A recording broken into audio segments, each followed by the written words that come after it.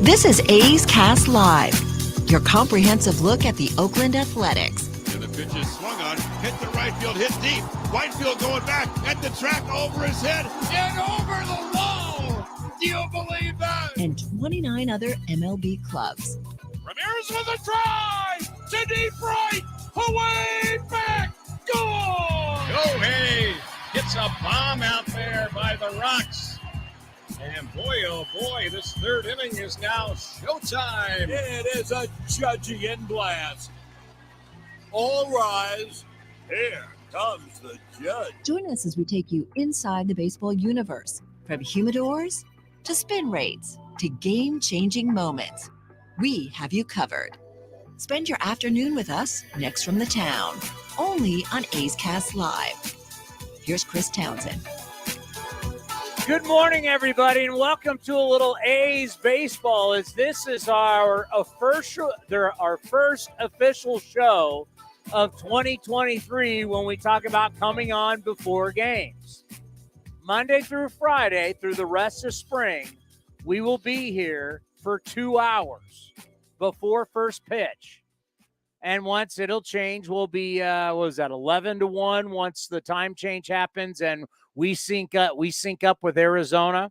So for the next month, what we're going to be doing, bringing you all the action that is A's baseball, whether you're listening to us on the stream or you're watching us Twitter, YouTube. And what we're also going to do is start our training camp previews, as we will preview every team in Major League Baseball. We'll get them all in. We'll get you somebody who's a newsmaker from one of the camps, and we will go over every single team. The general manager of your Oakland Athletics, David Forst, is going to join us in moments. Our national baseball columnist, Eno Sarris from The Athletic at 10:30. And then Johnny Doskow, our broadcaster, will join us. That will be at 11:30, a jam-packed show. I believe we also have the great Ken Korak today, right? I just added 11 o'clock for Korak. And our general manager, David Forst, is here right now. So let me. Well, if we're having the first show, we got to bring in the big guns for the very first show of the season, as the A's are going to be playing here in 2 hours. It is time for the general manager show. David, how are you? Good. Tony, how you doing? Well, as I said, if we're going to have the first show, we got to bring in the big guns. You're our Ricky Henderson leading us off for the season. Yeah. Well, I don't know that I can fill those shoes, but I am looking forward to your spring training roundups on all the other camps, so I can find out what's going on out there. So I'll tune in for those. Well, I'll tell you what, we were just down at your camp, and there were some exciting things. And when I look at the last 2 days, I mean, obviously it's just 2 spring training games. We know this team is going to be better than it was last year. Just for you guys in the front office, what have you liked so far that you've seen in the first 2 games? Well, a lot, really. I mean, there's so much about watching spring training games that you have to be careful about and not making evaluations and decisions and not taking too much, from the narrative. But look, there's a couple things that absolutely stand out, and a couple things that you really want to see this time of year. First of all, winning is better than losing. That's always the case. It doesn't mean anything, but it sure beats losing. So I'm happy the guys have enjoyed themselves the first 2 days. But you look at some of the individual performances and some of the contributors, and a lot was made of the first game of the 6-run inning, and you see guys like Clark and Butler and Geloff and Soderstrom all contributing, and that's really good to see. Because obviously there's a lot written about those players and their future here in Oakland, but also anytime a young guy can sort of get his feet underneath him, get a hit early on, it allows him really to relax and sort of let his talent play the rest of camp. So that's exciting to see. You move to game 2, and similarly with a guy like Ryan Noda, who gets a hold of the one, hits the homer out to center field, and a guy who just inherently in the Rule 5 position, there's so much pressure on a player like that. He knows this is his opportunity. He knows he has to stick with the team in order to be in the big leagues. So to see Noda take a swing like that, get a homer, and then all of a sudden feel more comfortable for the rest of the month is really nice. And I think the big story out of yesterday was Kyle Muller for sure, and the way he performed, and the swings and misses, the strike throwing, just the overall performance was really, really good to see on day 2. Yeah, you mentioned the two guys that really stood out to us before these games started, and we were bringing all the information to A's fans. And we'll start with Muller. Muller was basically told us on the show, I'm done with the minor leagues. I'm here to stay. I'm a guy that should be in a big league rotation. I love that kind of confidence. That's the kind of confidence this ball club needs. I mean, when you brought him over, did you know you were getting a guy that's this confident? And according to him, he's here to stay. I love the confidence too, and I can tell you in my first phone call with Kyle right after we made the trade, that came through the phone. A guy who, like you said, feels like he's done everything he needs to do in the minor leagues, and all he needs is the opportunity, and shoot, just give him the ball, and he'll take advantage of it. And I certainly think being paired up with Shea probably made him feel that much more comfortable yesterday. It was something he and I talked about in that first phone conversation, because I just sort of casually asked him, like, who do you know over here? How can we make you feel comfortable? And he's like, hey, I've pitched to Shea. That's all I need. So that doesn't surprise me that was what he brought to your show when he was on the air. We were excited in San Diego at the end of the winter meetings when the Rule 5 draft happened, and we heard about Noda, and you're like, this is really interesting because a lot of people believe in him, but it's just, when you're the future first baseman and then all of a sudden they go out and sign a big-time free agent, one of the best players in the game, Freddie Freeman, you're blocked. It's just how the game works. So when we got to talk to him down there at Ho-Ho-Cam, you talk about confidence. You talk about a kid that is ready for his shot. I was really excited after we had him on the show, and then after the first 2 games, now really excited. You might have something really special here. Talk about this first baseman and what you saw and why you took him in the Rule 5 draft. Yeah, he's brought his own confidence here, to be honest. He has not been shy. He'll talk to anyone who's standing around him in the cage, in the clubhouse. He's excited to be here. And I said at the time in San Diego when we made the pick, there's a combination of power and plate discipline here that we really believe plays in the big leagues, and he just needs that opportunity. And yeah, you're right, he was blocked in a really good system and a really good organization with the Dodgers, and there's a long history of Rule 5 picks who just needed that opportunity. So hopefully this is what Ryan needs and what worked out for him. He also made a heck of a play at first base yesterday. I don't know if that came through on the radio broadcast, but tough hop, he made the right decision, came through the ball, and he came with really good reputation defensively. So that was nice to see. He said to us off the air, he goes, I can play Gold Glove defense. I was like, right on, right on. I mean, for me, there was a difference last year to this year. I asked Mark Kotze, I'll ask you, what's the difference last year's camp and early this year's camp? Look, we were on our heels last year. It was unfortunate, the timing of everything. We went through such a strange offseason with the lockout, not being able to talk. We named a manager who wasn't allowed to talk to any of his players until they got here. So we were on our heels, kind of, the analogy, I guess, you're playing defense and then obviously making those trades right out of the lockout, right when you arrive in camp. I mean, Kotz's office the paint was still wet when we traded Matt Olson last year. And look, I think there's just a different feel. We had a full off season where we made additions really for the first time in a couple years. We went out, we signed some free agents, we made some trades. Obviously, you move a player like Sean Murphy out, you don't want to skip over that, but we brought in guys who we really think are going to be here. You've seen Muller, you've seen Ruiz. And you have more control over the situation. And I think these guys can feel it. And I'm not surprised to hear that a lot of them have come in confident because there's a really good opportunity ahead of them. How much more athletic is this team?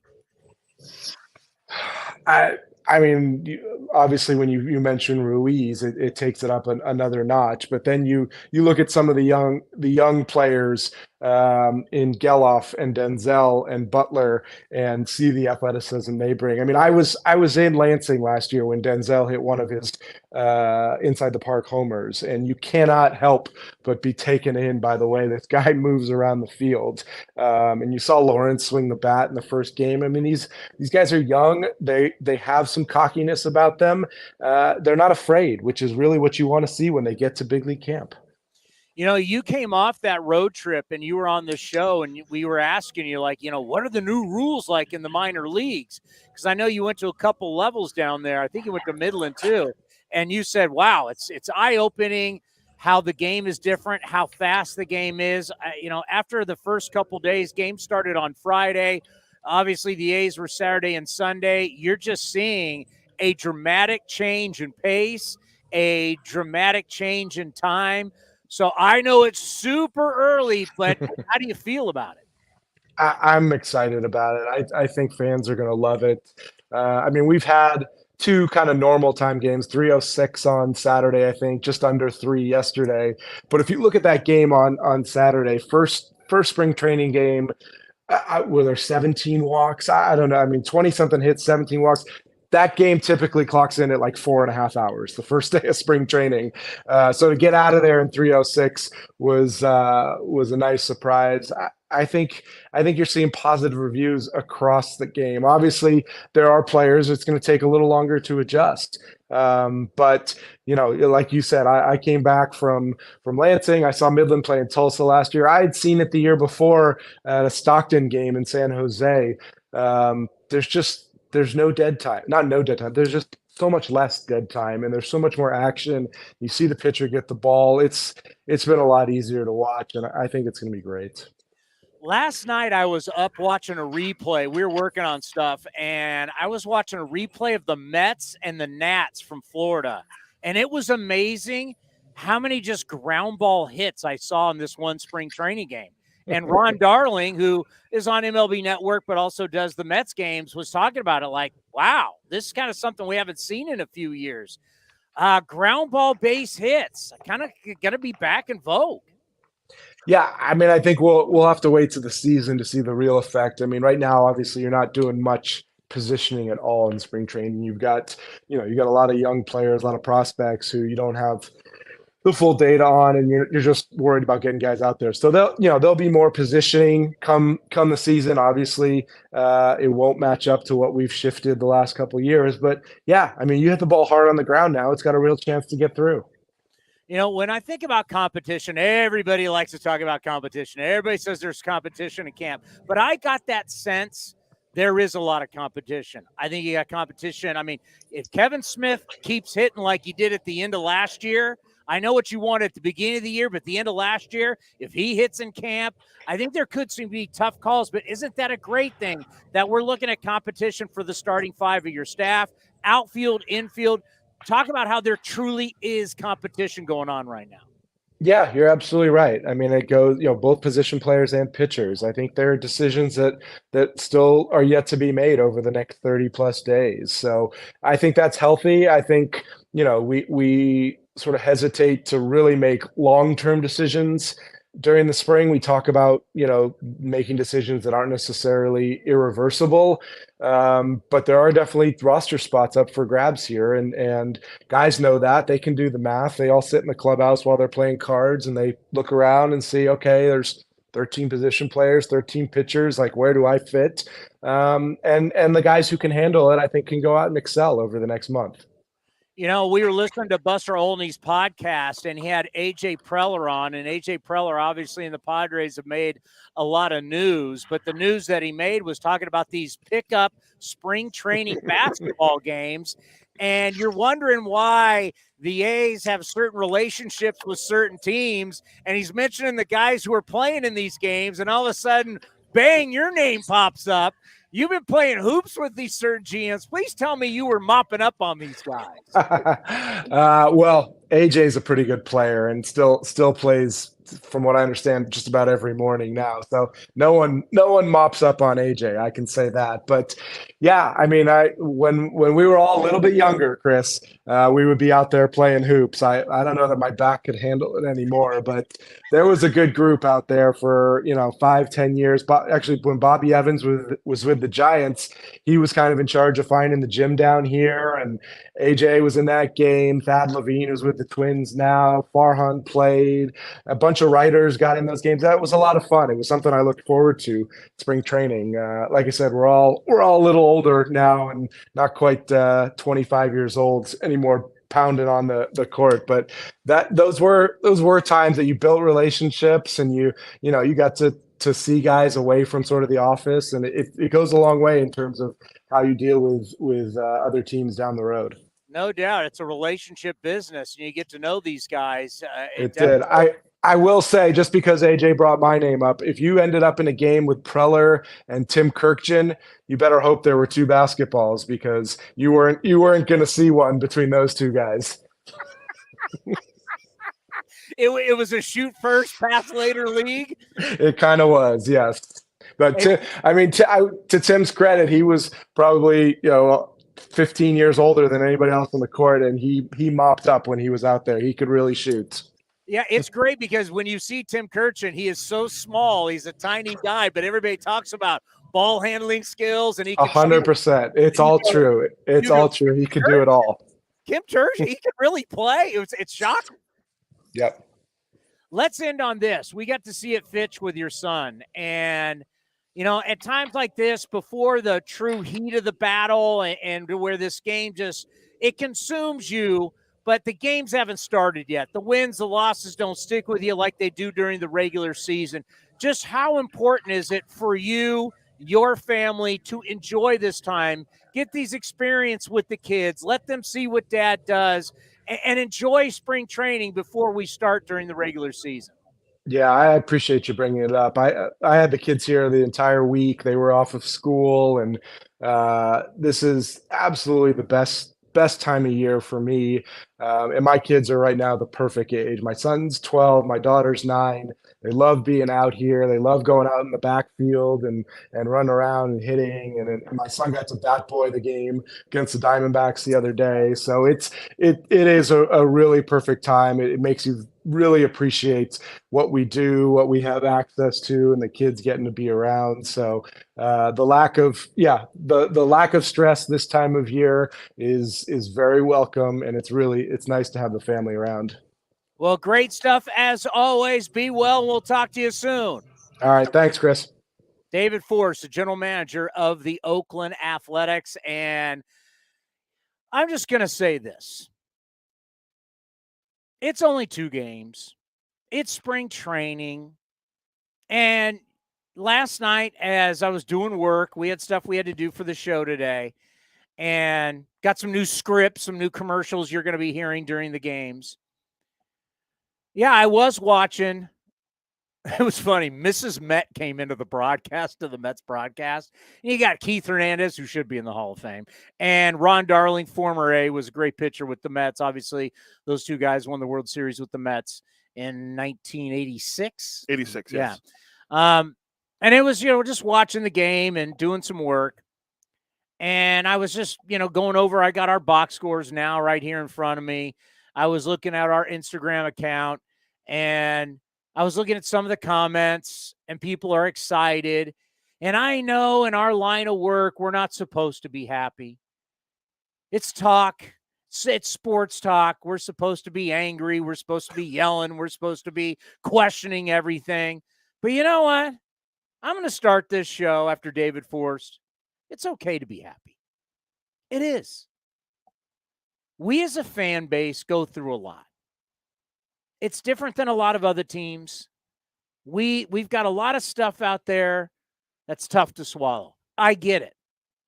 I get how you feel. I think you understand how I feel. So you know what? Those little moments, those little wins, the little joy that you can have with A's baseball, take it, man. Enjoy it. These past 2 days, getting on my phone, calling up A's Cast, just listening to Ken and Vince and Johnny, fabulous. And I texted them yesterday going, and I can tell you, I read the text here. I basically said, hey, I know a lot of people probably said this, but it was just great to have you guys back on the air. And then yesterday, in the rain and the cold like an idiot, I played golf, and I had them on, Sirius, and listened to the game, and then watching the highlights. And I know a lot of you posted comments on Instagram, excited, and, you want to temper it. Oh, it's just 2 spring training games. No, be excited. You deserve it. It's what being a sports fan is. Take the wins. When there's some fun, take it. Enjoy it. People forget we're in the entertainment business. We're here to entertain you. We're here to get you ready for A's baseball today, for another game. If the A's are 2-0, why not enjoy it? That's what entertainment's about. There's the highs, there's the lows. It's a roller coaster ride. So if you're going to live through those downs, enjoy some little ups. Yeah, we got a long way to go before the season starts. But you know what? Let's sit back and look at a guy like Mueller, who, if you watched or listened to that interview while we were down in Arizona, Mueller is a supremely confident young athlete who thinks, this is my time. I came up, did some spot starts in Atlanta, but that's a tough rotation to crack for a young guy. And essentially what he told us was in Atlanta, they had 5 legit guys. Atlanta's stacked. They've won the division, 5, 6 straight years? Gone to a World Series, won it. They got a lot of talent. And what he told us was their AAA rotation was so strong, whenever they needed a spot starter, the Braves just called up whose ever turn it was.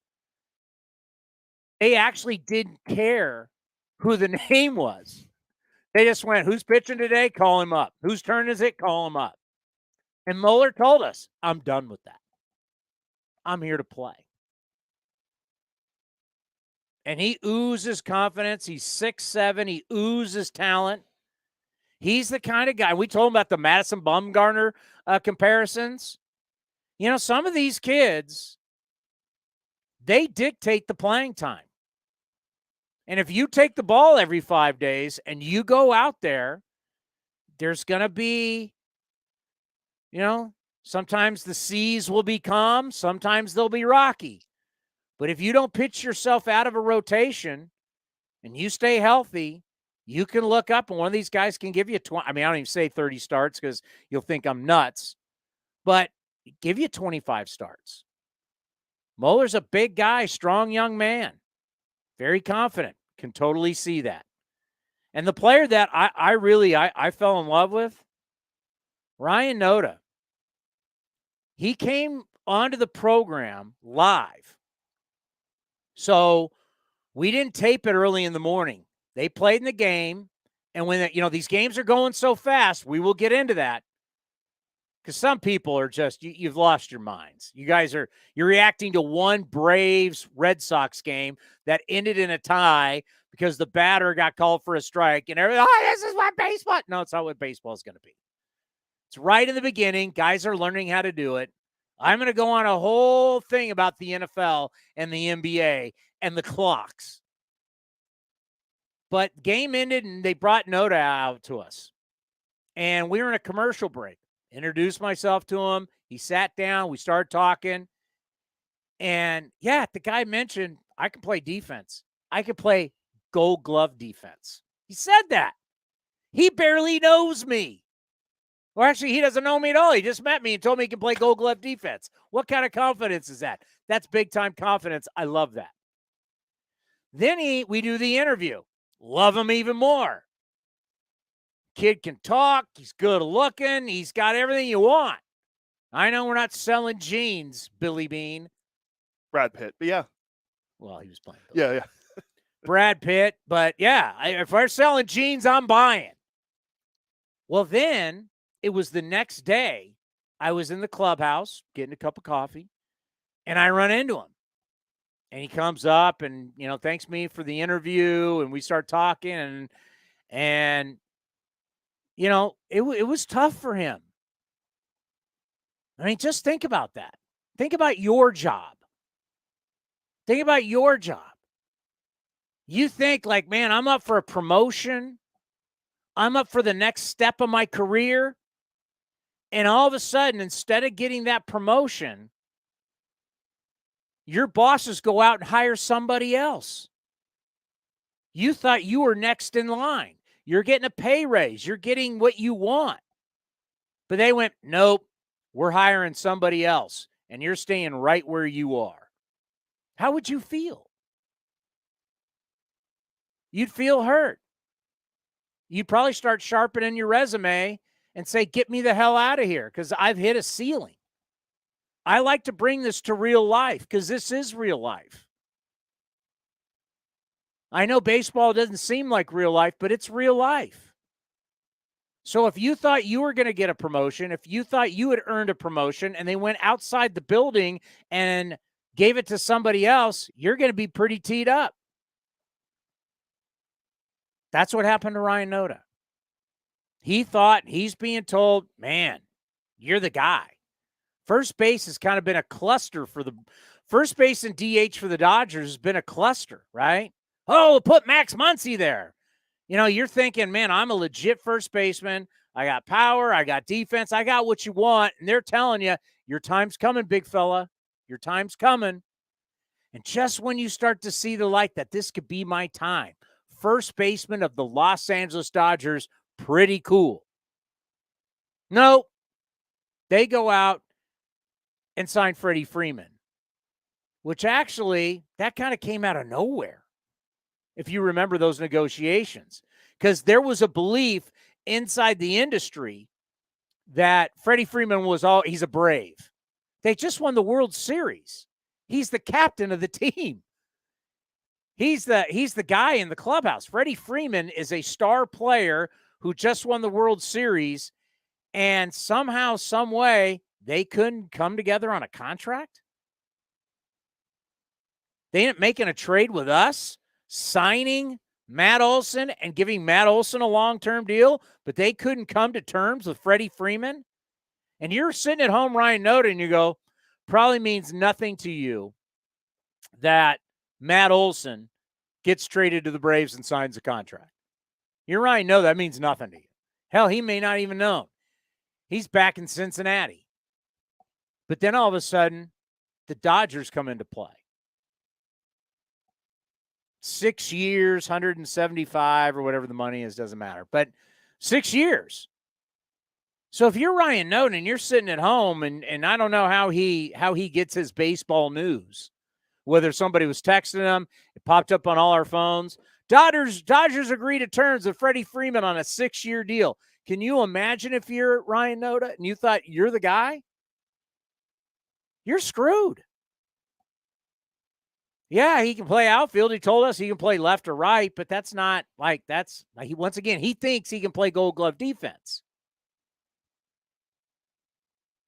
So you're thinking, I got to get out of here. But in baseball, you just can't sharpen your resume like the rest of us and go to work down the street for the competitor. They own your rights. They own you as an employee. And as he told us in our interview, and you can go back, download the interview, or you can watch the interview on YouTube, he was thrilled that the A's took him in the Rule 5 draft. Thank you.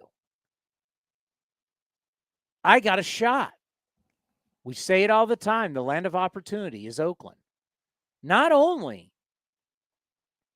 does he get out of LA where he's blocked, he's coming here where if you're looking around, I got as good an opportunity to make this 26 as anybody else.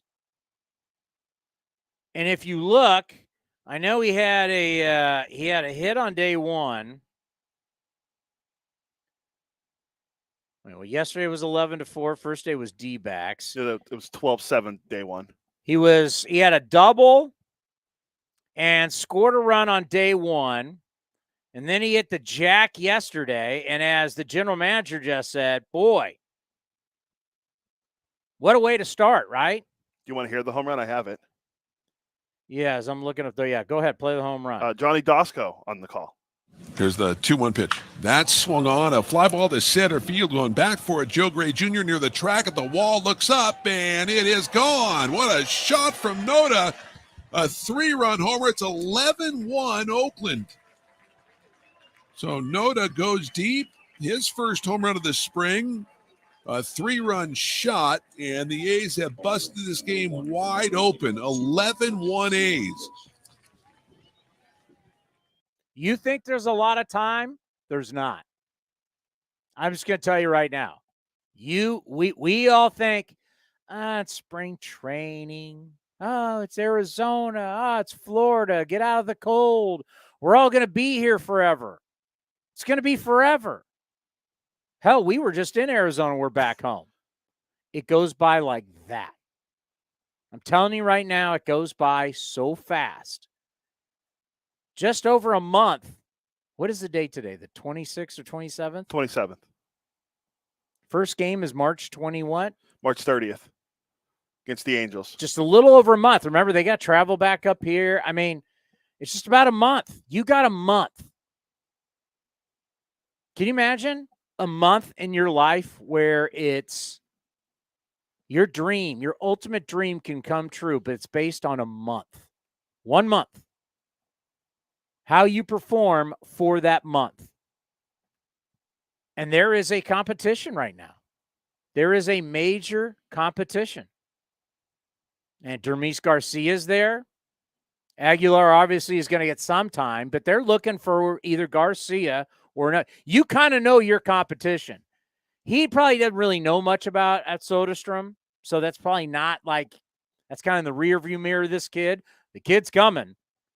Yeah. The kid's coming. That's what's great is that you have competition at first base. He looked good on Saturday. But I'm telling you right now, if you're Noda, what an impression. Double day 1, 3-run shot day 2. You took me in the Rule 5 draft. You've got to keep me here.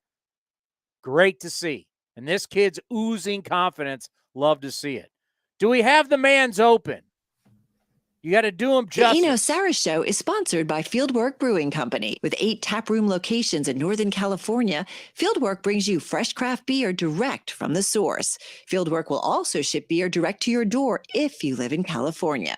Visit fieldworkbrewing.com. Well, Eno, you want to change your playoff predictions after the A's have won their first 2 games? Huh? You want to backtrack?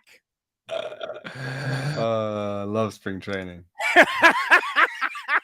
Balls are flying. Everybody's good. It's still pretty cold. I can tell you, we were down there. Wendy, don't you leave this week? Yeah, I'm going to Florida though. Oh, that's back. You used to live in Florida, right? As they say. Yeah, lived a little bit over there.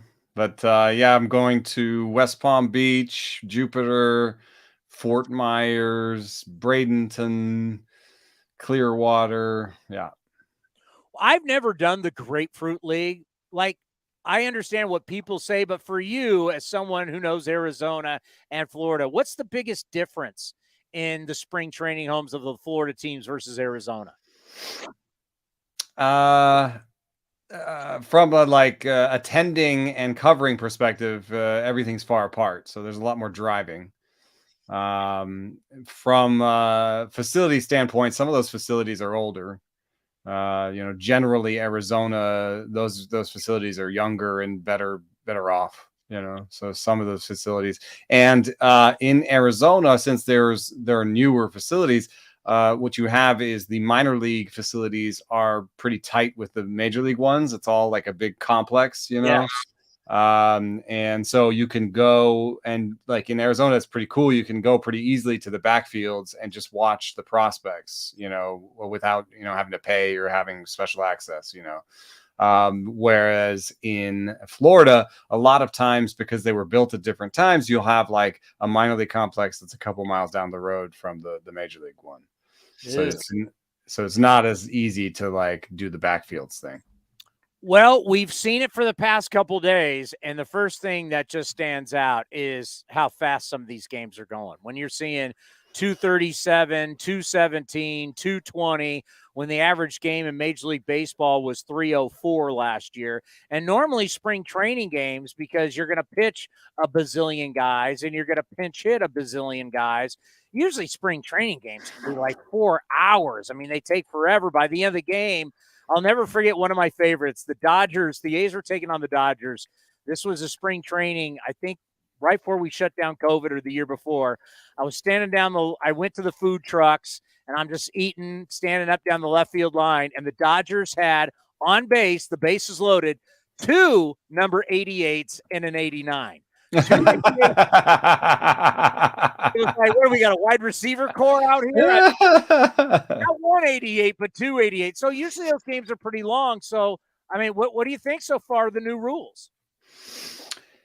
There was a lot of belly aching yesterday because of the Red Sox game ending on a violation.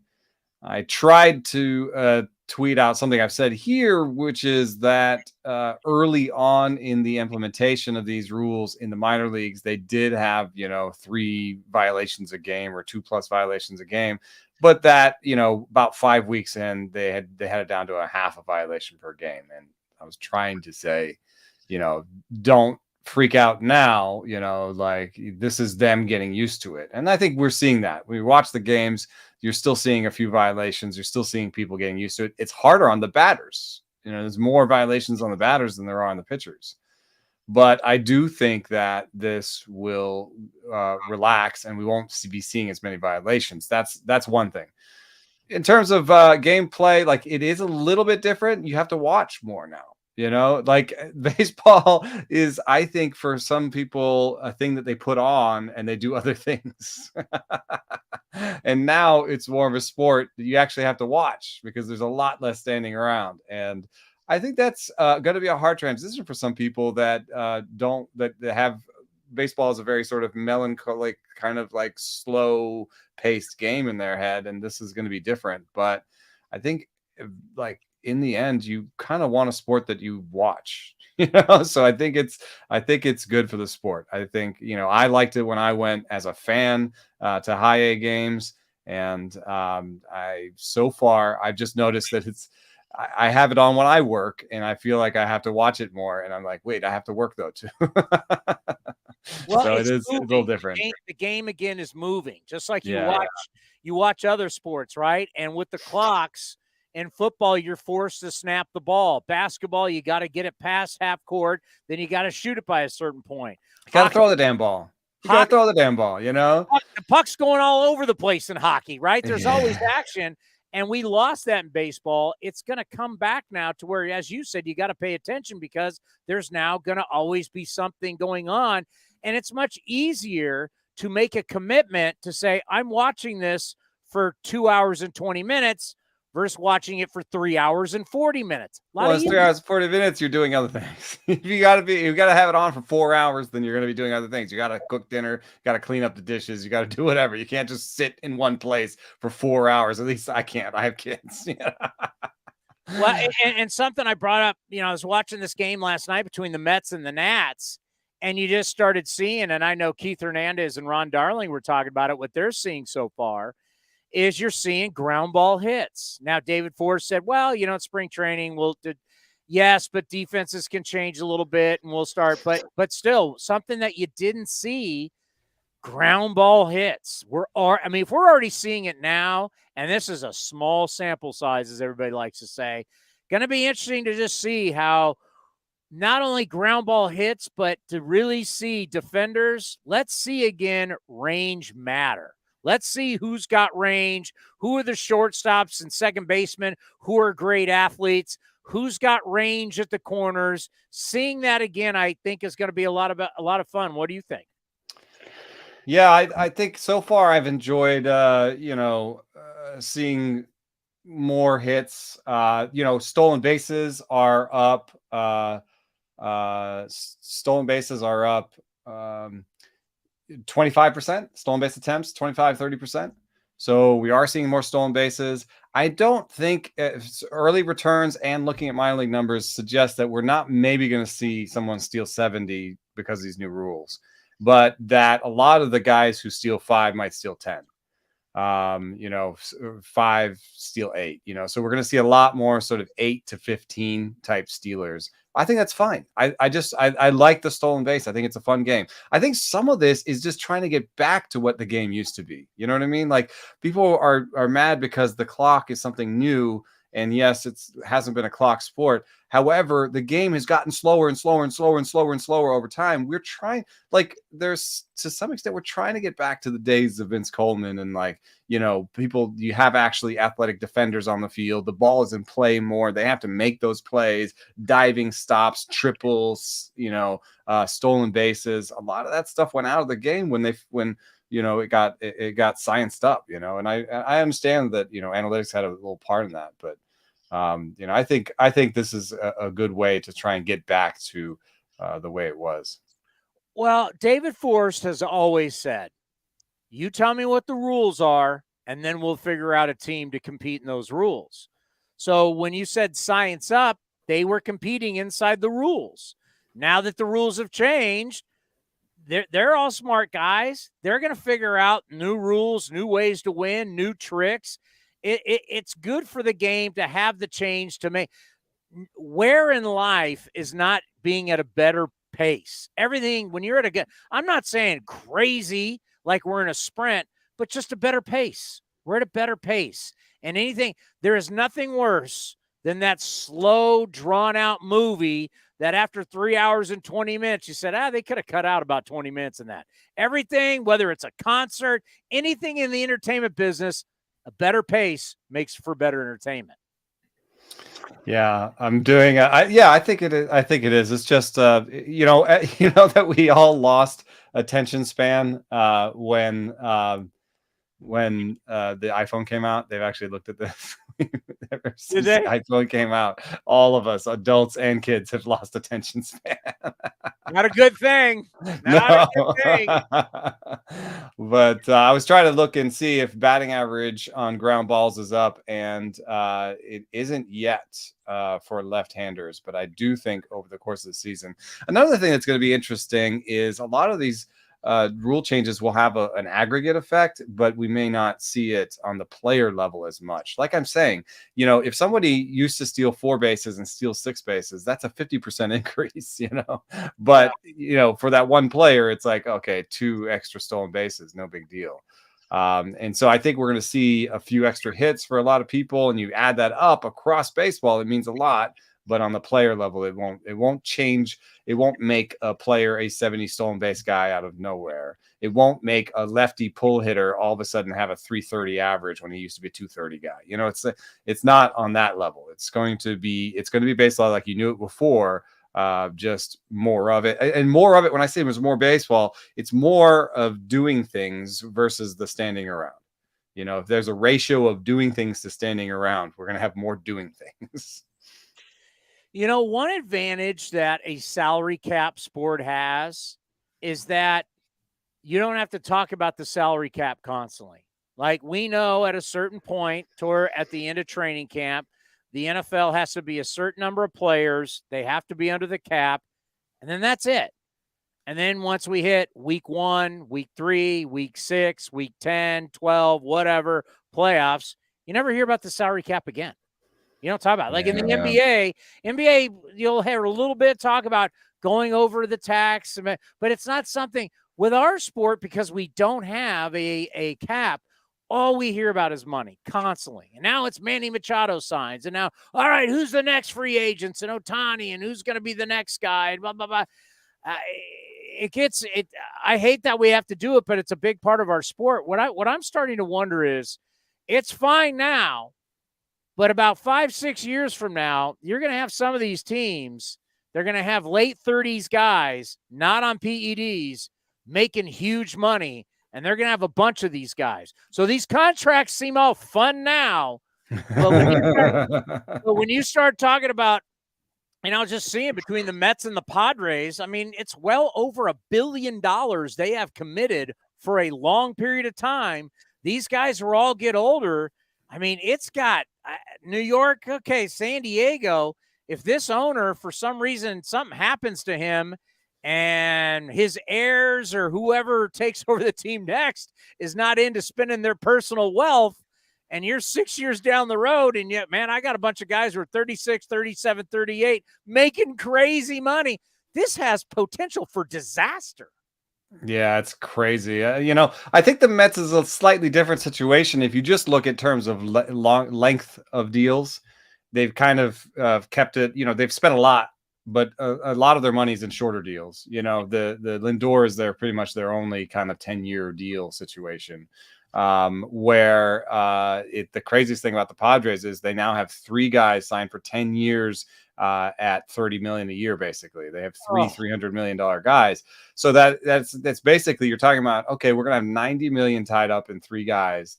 The flip shot is, what is the luxury tax going to look like, in 10 years, and how healthy is the sport going to be? And you put that in with this recent news of the Valley's going bankrupt, and you're kind of like, there's going to be some short-term pain from this no matter what. I mean, that's what the commissioner is saying. That's what all the pieces are saying. There's a lot of coverage on The Athletic about it. But if you think about it, they're going to go from getting a nice, easy paycheck of whatever it is, sometimes 50, 60, 70 million dollars a year from their local cable channel, right? And they're going to lose that. They're going to just lose that. Now, maybe the bet is, I don't care about the long term. I just want to win. There could be some aspect of that. Or B, the long-term outcome may be better for baseball. It's possible that if baseball teams sell their own direct video to their own viewers, that there might be economies of scale and just make it easier for them, right? They might be able to do it directly and interact with their fans directly. There may be more money for them that they can squeeze out of it. But I think in the short term, it's going to be painful. So, signing like 3 guys to $300 million contracts. I know one's 280, whatever, but 3 $300 million contract guys at the same time that the sport is about to face some real issues from the cable thing. And in fact, I think we're going to hear a lot more about expansion if this cable company dies. Like if Bally's dies, I think we're going to hear a lot more about expansion, because expansion gives you money in every owner gets a big paycheck when there's an expansion team on the table.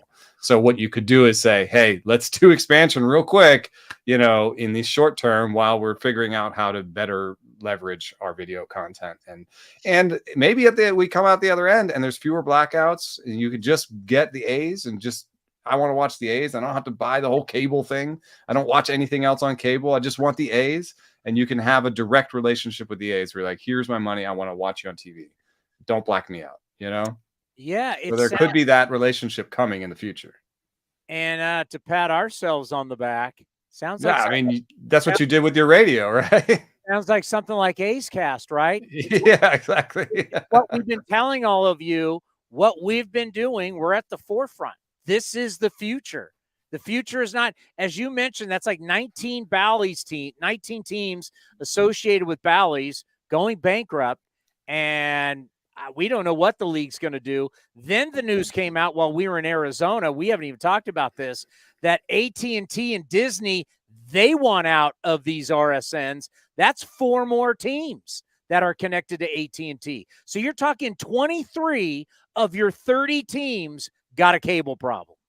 Yeah, that's bad. And it's funny because we had just a really good offseason in terms of spending. I mean, was that, coming back from COVID, thinking we're going to have a attendance boost, or was it the patches? The patches are mean money for teams, but there was a pretty good offseason spending. So, if you put these things together, maybe teams are happy about this in the long run and think it'll be fine. But it's going to be tough for some teams right now. And they're looking at a post-cable world. I personally, in my house, finally cut the cable, and the savings were immense. I'm serious. Like, just going to Hulu, and I don't mean to be an ad or anything, but just going to Hulu and AT&T Fiber, I'm saving like $150 a month.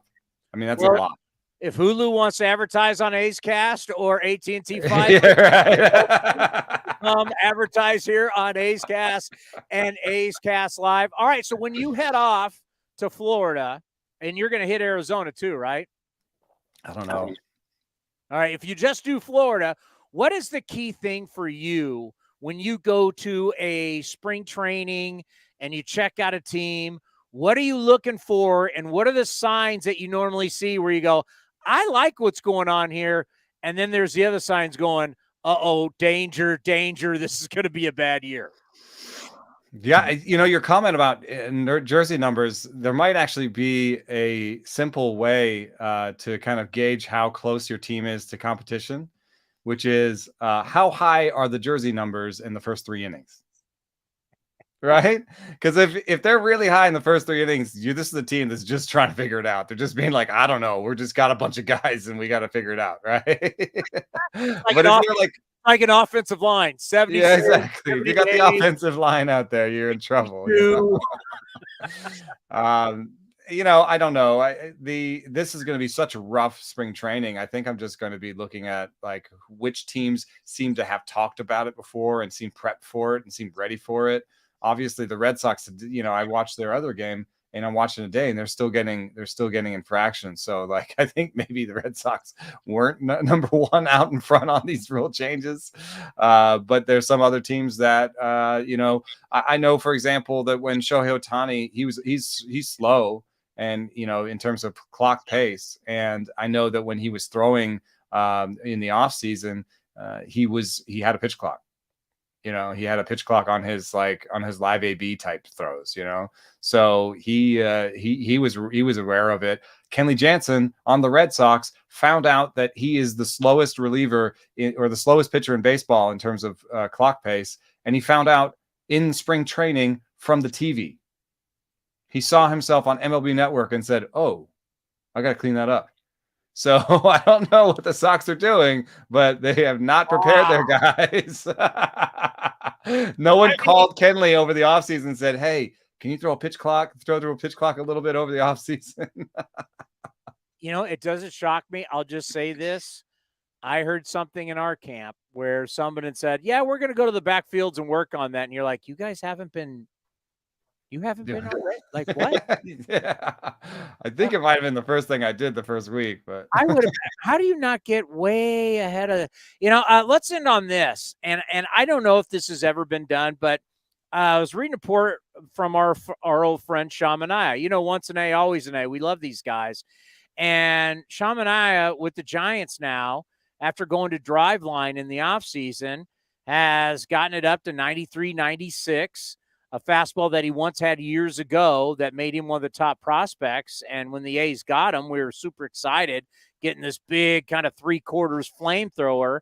And he had success with the A's, but the fastball was never there. But you go to Driveline up there in the Pacific Northwest, you want to do it correctly to your biomechanics and everything. I mean, throwing harder is great, but if you hurt yourself, doesn't help. It's being able to figure out how to maximize your velocity and do it in a healthy way.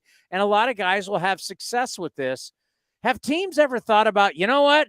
Why don't we round up our most important guys and send them as a group to Driveline with our pitching coach and some of our pitching coaches and our pitching coordinator and our bullpen coach who's going to watch these guys pitch in the bullpen to get them ready. Has an organization, because there's all kinds of these places now, whether it's hitting or it's pitching, combo of both. Has any team ever just said, you know what, we're going to really check out all this information and send our guys up to Driveline as a team? Oh, yeah. I mean, the Dodgers just sent all their hitters there. Mookie Betts was up there, and he came back and he said that Driveline told him to put on 10 pounds. And so Gavin Lux worked with weighted bats, because weighted bats can offer bat speed the same way weighted balls can offer arm speed for pitchers. So Gavin Lux added 6 miles per hour of bat speed, which is huge. And if he capitalizes on that, it's going to be really big for him this season. And teams definitely do send, and not just the Dodgers, teams definitely do send a lot of people there, and they will send like basically a coach that kind of makes sure that they implement their policies, but also it's a really good lab. But the best teams are trying to build their own drive lines. So the Milwaukee Brewers built a whole lab in Maryvale at their spring training facility, and they have all their players go through the lab. And there are more and more teams that have gas camps. Gas camps are basically weighted ball programs where you send all your young guys. It's usually something you do with recent draftees. You draft a guy, you say, "Oh, I like your command, but I want you 2 ticks harder. Go to gas camp and see what you can get." That's the Guardians draft philosophy is mostly like, we're going to take guys with command, really good slider command, really good sliders. Maybe they throw 90 and, maybe they turn out to be Josh Tomlin, or maybe they go to gas camp and they come out Shane Bieber. That's what the Guardians philosophy seems to be. The worst teams don't send their people to driveline, and also don't invest in making their own drive lines. So, that's really one of the biggest separators in baseball right now that still exists. The best teams have their own labs, and they've spent it all, and they have basically mini drive lines in their own facilities. The middle teams send their people to driveline type places, and then the bottom teams don't do any of it. I got to tell you, if you invite me to gas camp, I don't think I'm in. I think we need to come up with a different name. Like, we just eat a bunch of beans or something. Go to gas camp. I'm like, no, I don't think it's like vacation to me. Yeah, but it's weighted balls have proven efficacy. There's a guy named Coop Duren who did weighted balls and weighted bats studies, and this is peer-reviewed stuff that's been proven by other trials. People have done his research again and found the same stuff. The one thing that people worry about is injury with weighted balls, and there are some studies that suggest it raises injury rates. The one thing that none of those studies does that makes it difficult to believe their findings is that they didn't account for velo. So what happens is you use weighted balls, you throw harder, right? Well, what happens when you throw harder? You put more stress on your elbow, and there are more injuries. So is it the weighted balls, or is it the throwing harder? And I don't know exactly how to do that, but I haven't seen a study that really puts that together. Next time we talk to you, where will you be in Florida? Probably Clearwater. Yeah, checking out the Phillies, or Dunedin, checking out the Blue Jays. Those are some fun teams. And if you're looking for other fun young teams to get in on the ground floor, I like the Padres as like can they finally overcome the Dodgers? That's a fun storyline to watch. Yeah. I like the Orioles as like, this is the beginning of the rebuild coming together. They've got a bunch of young position players coming up. They have a bunch of pitchers. They're about to get very exciting. And then I often watch the Rays and the Blue Jays and the Phillies, just because I find them as interesting teams that should be good and have very different approaches to putting a team together. Safe travels, my friend. Do we have his outro? The Eno Sarris Show is sponsored by Fieldwork Brewing Company. With 8 taproom locations in Northern California, Fieldwork brings you fresh craft beer direct from the source. Fieldwork will also ship beer direct to your door if you live in California. Visit fieldworkbrewing.com. A lot of beers on that flight to Florida. Yeah. I'll see you. Thanks for having me. The great Eno Sarris right here on A's Cast Live. The worst is the flight back. The flight back from Florida is long to the Bay Area. I've only been to Florida once. I was 2 years old. I've been all over Florida. I've been Miami. I've been Fort Lauderdale. I've been Tampa, St. Pete, Orlando, Jacksonville. I've had a lot of fun in Florida. There's fun to be had on excursions to Florida. I can guarantee you that. I can also guarantee you the flight back, you're going against the winds, and it takes it's like 6 hours. It's just like, it's brutal. Absolutely brutal. But if you actually look, if we split the grapefruit from the Cactus League, a lot of the teams that are going for it are in the Grapefruit League. If you say the favorites, yeah, the true favorites, when you start looking at Astros, Yankees, You mentioned Blue Jays, Rays, Phillies. Philly. I think the Rays are going to take a step back. Mets. Mets are there. Phillies Braves. are there. Braves, Blue Jays, Cardinals. I mean, who do we got? Padres, Dodgers. I guess Dodgers are still in. Mariners. Really? They were a playoff team last year. Really? Everyone likes them this year. Really? You bet you bet on that? They had more. Did they win more games than the Phillies? Will you bet on that? That they'll be a playoff team? Yes. Will you bet on them being a player? You'll bet on them being. You'll bet on them being. You'll bet on them being in the playoffs. As in, like a wager between Just us? have to make the playoffs. Yes. What were you willing to bet? A dinner again? You want to bet a dinner? Yeah. You don't think the Mariners are going to make it? I don't know. Remember, your problem is you don't understand betting. I just need them not to make it. More teams don't make it than make it. Odds are in my favor. I like Seattle this year. Oh, you do? You also like no one getting 200 innings last year. How'd that work out? If it wasn't for Sandy, we'd be. No. There's more than that. It's 5 total guys. Yeah. Quickly, give us the time of games, and because we got what, Ken Korak? Yeah, Ken's here. Let me just Because I want to lead into Ken with this information. I don't know if Ken has this exact information. This is from Forbes and Maury Brown. Between Friday and Sunday, a total of 35 spring training games were played, with an average length of 2 hours and 37 minutes compared to an average of 3 hours and 1 minute for spring training in 2022. Out of 35, just 6 games went over the 3-hour mark, or 17% of the total. The longest was 3 games that went 3:06. In those cases, they saw a total of 19 runs, and then 2 games with 18. 20 of the 35, with 10 runs combined in those games, 10 runs combined in each game, were under 3 hours. Do we have Ken Korak? Let me add him, but we do, yes. Did Ken hear all that? Did you hear all that, Ken? I did, except that the A's played the game that was 3:06 on Saturday. Well, I'm just going to say this. So you got to, Chris, no matter how many, you could run the timer down to like no seconds, and you've still got to throw strikes, right? Yeah. Because on Saturday, the Diamondbacks pitchers walked 10 and hit 2. So no matter how many timers you have, that's still a recipe for a long game. Well, I can say this, that all the hours I've listened to you call play-by-play, I'm going to like you better at 2:30 than I am at 3:30. I'm going to like me better, too. It's so well my bedtime.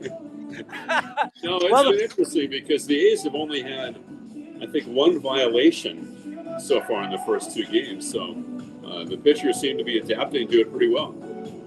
You know, when somebody does play-by-play and you're constantly, the action moving in front of you, and you're calling it, you're going to feel it more than anybody. So just talk about, with the pitch timer, how it's been for you. How do you feel the game's going? Well, I think one thing, it always depended on the pitcher. Like when Cole Irvin pitched for the A's, you had to remind yourself you're not going to weave a lot of stories in between pitches because he didn't need a timer. So I do think one thing we've always recorded those vignettes with Dan Feinstein that we use during the games, and he profiles a lot of the new players for the A's. Even Dan said, I'm going to have to go a little shorter this year because there isn't as much time in between, and like we get our promos and drop-ins in, so we do have to be a little more conscious of the pace, but we're not complaining about it. So far, the first 2 days, what's excited you about watching A's baseball? I really think, Chris, and we've always tempered our enthusiasm in the spring, especially because it's only the 3rd game today. The A's have a lot of talent in this camp. Now, I think some of that talent may still be a year or 2 away, Chris, but I think we've seen some incremental growth in the organization from that standpoint. The A's have some really good young players in camp, and I think guys who can impact the game, Chris, that aren't just one-dimensional type players, guys who can run, play defense, hit for power, and there's a pretty good blend, I think, too, of veterans as well this year. So I'm really encouraged by, how much of that will translate into a hugely different season this year. We'll have to wait and see. But I think there's some good talent on the way here for sure. Can you tell already that, whoever the 26 is going to be, but really looking at the 13 position players, when looking at the position players, can you tell that the options are going to be guys who are more athletic? I do think so for sure. And I also think that you could apply that comment down the road, Chris. Guys like Denzel Clark and Zach Geloff and Lawrence Butler. These are some athletic guys, and we've always talked about when you win, you have guys who can really impact the game. And I think the A's are developing some impactful players. And then even some of the guys that they brought in, like Jesus Aguilar, I think has some things to prove. He's a guy that can hit 30 home runs for you. So I think Jace Peterson gives the A's a real veteran third baseman who's an accomplished defensive player. And then you got to hit on these trades, right, Chris? We've talked about that a lot. The A's have made a ton of trades. So, based on my unscientific research, the A's brought in 17 new players in the offseason who I think have a chance, and maybe some of the chances are better than others. Others might be more remote, but 17 guys who at least have an outside chance to make the club who weren't in the organization a year ago. And I've been impressed so far. It's just 2 innings for each guy. The starters the A's got back from the Braves, Chris, and Freddie Tarnock and Kyle Muller. Muller pitched yesterday, looked really good over in Maryvale. So, you have to hit on those trades, and I think the A's have. I think I got an idea for a new segment called Analytics. We'll have Ken Korak Analytics. Why not, man? Let's do it. I'm game. We're going to come up with your version of data, which could be incredible. It could be like really kind of skewed. It could go well beyond anything that you've like. It's not in the Eno Sarris league, that's for sure. No, they're Ken Korak Analytics, so that's all that matters. We can make shirts. It'd be awesome. The Korak analytics might be a little twisted, right, Chris? Like a pretzel. So I've asked David Forst this. I've asked Mark Kotze. I want to ask you, for you, in your view, how is this camp so far different from what you saw last year? Well, I think one thing, Chris, is that there's a sense of normalcy here. That might not apply to the players who are here. And people have talked about this. It's almost like the first camp that we've had since 2019 that feels a lot more like a normal camp, because obviously we had COVID, of course, and then last year because of the lockout, everything was so condensed and compressed, and we felt badly for Kotze because it was a shortened spring, so you're trying to get your work in and accelerate all that. Then the A's had all the trades that came down during spring training last year. So I would say the one word would be normalcy. There's a sense of normalcy this year in this camp. Now the weather is an entirely different story. I know you and the commander and you were down here last week, Chris, but the weather has not been good, especially for Arizona. So people are complaining about the weather right now. Well, people need to understand, especially someone like yourself who's been doing this for many years, that it's nice for you to call a game and look down and see fans and the ambiance and the sounds and baseball. It means a lot to you. And we remind ourselves of that every year, Chris, how lucky we are to work in this game.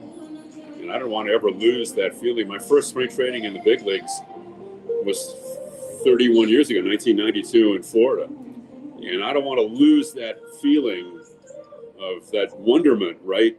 And the magic of looking out and seeing the green grass and, all the cliches we talk about. Renewal, like the baseball season renews like the cactus that comes alive in Arizona and those cliches. But we should never forget about those things.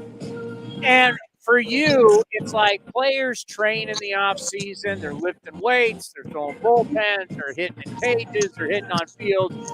They prepare for spring training. So when they get here, they're ready to rock.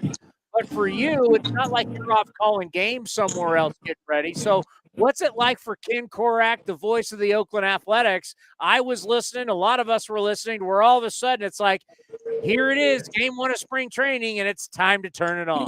Well, the biggest challenge is that we're breaking in a rookie broadcaster. So I'm trying to give. I think Johnny left the booth. I want to give him a bad time, but Are it's you been hating? great. It's been great because we're breaking in Johnny D, which has been a lot of fun. And quick Bill King story, because Bill, who, as we know, was like a master, no matter what he was doing. But he would always have this anxiety before the first spring game. Like he would talk a lot about, like, I don't know that I can still do this. And Bill, you know, like Bill, you've mastered your craft, and it's like riding a bike. So we always do kind of wonder about that. And then all of a sudden it's the second inning, and you feel like, you know, I think I've done this before a few times. So, but then in the fifth inning, when they bring all the new guys in and guys you've never heard of who are wearing like number 104, then all of a sudden you have this rush of anxiety. Like panic sets in because you don't know who's playing. And like, I kind of feel like I could just make up names or just bluff your way through the inning. But then the one guy you don't identify is from Hayward or somewhere, and his mother is listening. And so you got to identify all the guys because the fear is one of the new guys is a local guy on the other team, and you haven't identified him, and you've got to. So we try our best. We feel like we're living on the edge a little bit. It is hard to believe that Bill King, who did all the legendary games in the NFL, the NBA, and all the baseball games, could show up to spring training and be freaked out about game one. He did. No, he did. He had a lot of anxiety over that until we got to Maryvale, the home of the Brewers, Chris. And then he would enjoy the little margarita stand that they had behind home plate there. Hey, nothing wrong with a little swing loop to get ready for your round. I remember Harry going to the old ballpark in Scottsdale. It was like a wooden structure. You know, this is half a century ago. And Harry Carey would be there in the spring doing games for the Cubs. And he'd have Budweiser cans lined up on the ledge right in front of his booth out there. I never knew if he was actually drinking them or if they were like a prop just to try to enhance his image, you know. Oh, he was drinking them. Probably. Now with Johnny, there's got to be the hazing. Is he bringing you coffee and donuts every morning? I mean, I hope so. He should. I mean, you're breaking them in, right? Yeah, he should. You know, he only spent 30 years in the minor leagues. No, we're thrilled to have him. We really are. It's so great to have Johnny with us, and he's paid his dues, and should have gotten a full-time job in the big leagues before this, Chris. So he's going to do a great job, and he's already it's been a seamless transition. So he's fit really well into our team. Well, we were like a little batting practice for you today, warming up. I hope you're not going to be nervous for Game 3 of spring. Well, we're actually looking ahead already to tomorrow to see Ohtani against Fujinami. So you want to see a packed press box in spring training, you'll see that tomorrow down here for sure. Are they expecting a big crowd tomorrow because of that game? You know, I don't know. I haven't asked about that. I would think so, especially if the weather is good. But in terms of the press box, I think literally every seat will be filled in the press box tomorrow for that. You know, I can't wait for that to happen in Oakland. I mean, hopefully we get in. It's always about, health and matchups. But to see these two guys who've known each other for a long time, I think it's a great crowd to watch these two guys match up. And then also you think about the coverage back in Japan will be huge. Yeah, I mean, they were drafted in the same draft. And they were phenoms when they came up. And their paths have been divergent since then, of course, Chris. But I'm really excited to see Fujinami because we've never seen him pitch before. He threw a bullpen the other day down at Fish Park. And I think he'll be a little bit nervous, and that might be a good thing to get that out of his system in his first spring game tomorrow. Well, we're excited to hear you coming up here in about 45 minutes. We'll talk to you soon, my friend. Okay, buddy. Thanks. The great Ken Korak, the voice of your Oakland Athletics. And, yeah, we were there. Remember, we had A's legend Grady Fuson on to talk about, hey, you noticed the first few batters that Fuji faced. So basically, he was pitching to batters at Fitch Park, the Lou Wolf complex. And the first few batters he faced, we found out from Grady, you noticed they were all left-handed. They did not want him throwing a hundo facing right-handed hitters. Just want to get him comfortable. And obviously he's going to be nervous. I mean, he threw one he threw one to the backstop. He was a little Nuke Lelouch a little bit. Threw one in the dirt, threw one in the backstop. But, yeah, I mean, if anybody else, Waldachuk, Moeller, Blackburn, Caprillion, you name it, they go out and throw to hitters at Fitch, nobody cares. Fuji does, and next thing you know, you got all the Japanese media, you got everybody in the organization. Everybody in the organization we were there. We were there, yes. I mean, you had your radar gun out. You were charting every pitch of the 40 pitches or whatever. I left the notebook at home, but I'll bring it next time. And in your 80-20 scouting evaluation, where'd you have him? The fastball's an 80. I mean, it was pretty good. Command, I'd put it somewhere around the 40 to 50 range on those first couple pitches. Wow. But after that, it steadily increased. 40? It steadily increased. You grading on a curve here, bro? No, I wasn't. We didn't see him throw that many pitches because we didn't. Spoiler: we didn't stay for the entire 40 pitches. But okay. It's like it's hard to explain. It's like you go there, you're on the mound. There's a hitter, there's a catcher, there's nobody behind you. It's like odd. It's not normal.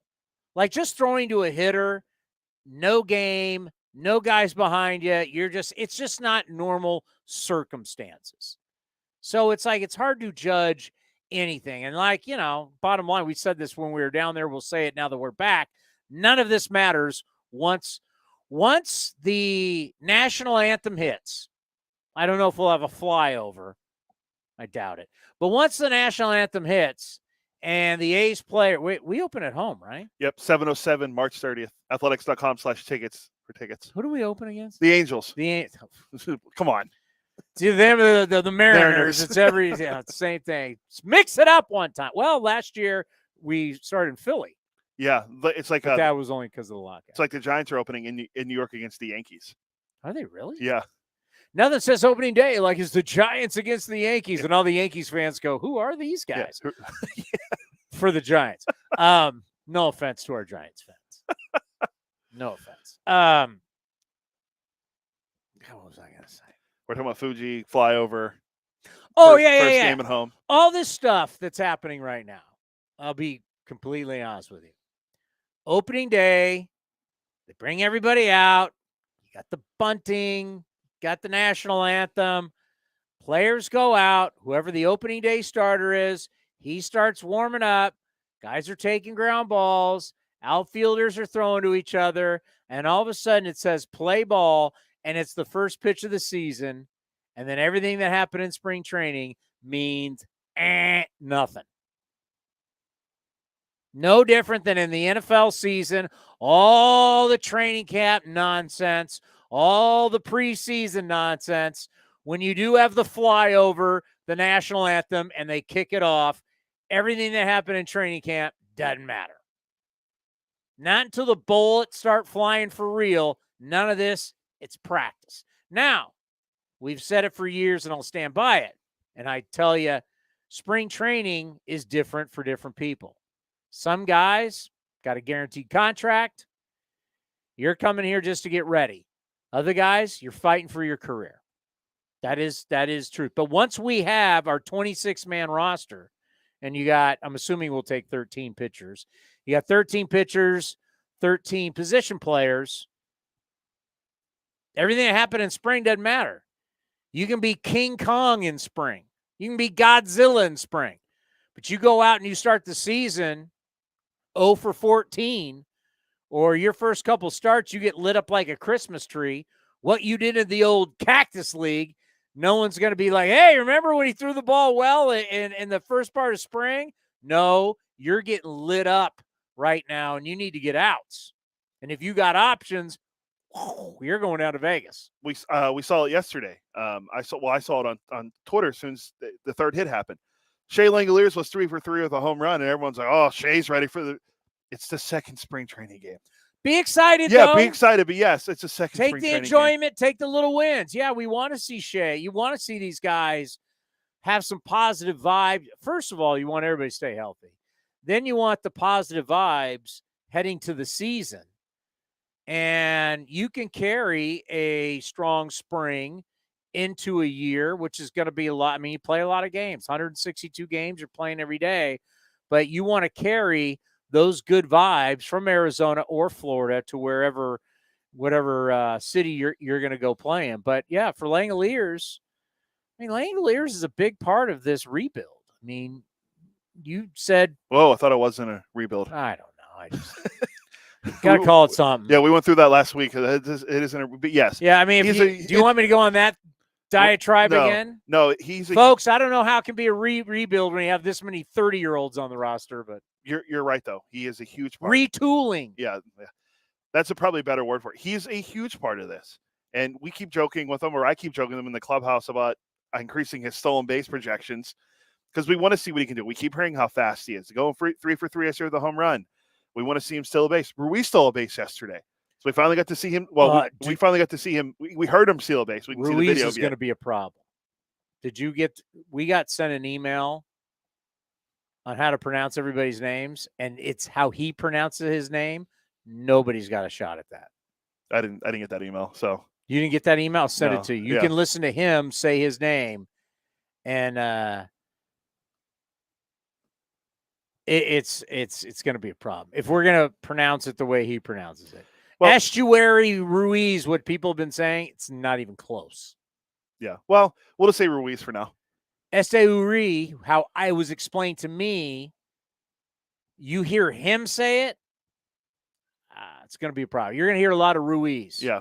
You know what? Esty Ruiz. Or whatever his number is. Old Esty. Whatever his jersey number is. Old number, whatever. We're going to be Bobby Bowden. He steals another bag. No, I like number 21, 55. He can go get the football. We'll be like Bobby Bowden. But a lot of the young kids, Denzel Clark is doing well in the first couple spring training games. Like the future prospects for the A's are starting to they're growing in front of us. I know it's only 2 games, but we're excited.